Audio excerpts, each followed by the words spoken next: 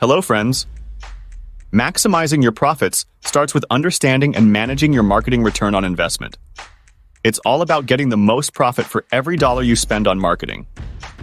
Marketing return on investment is calculated by dividing your net marketing contribution by your marketing expenses. This formula shows how much profit you earn for each dollar invested in marketing efforts. While direct sales are easy to measure, the impact of brand campaigns and customer engagement is harder to quantify. These intangible returns are crucial for long-term profitability and require different metrics. Key metrics include customer acquisition cost, which measures the cost to gain a new customer, customer lifetime value, which calculates the profit from each customer over time, and customer retention rate, which tracks how well you keep customers returning.